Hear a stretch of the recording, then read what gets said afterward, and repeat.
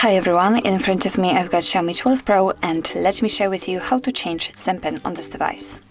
So first of all, let's enter the settings, and here we have to scroll down in order to find the passwords and security.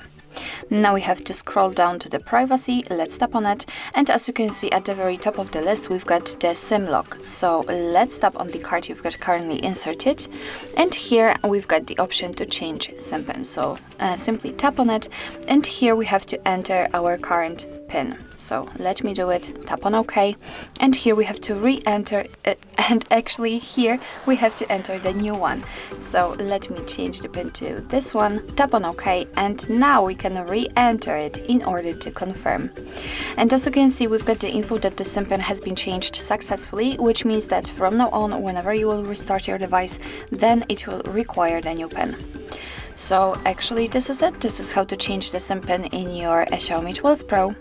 Thank you so much for watching. I hope that this video was helpful, and if it was, please hit the subscribe button and leave the thumbs up.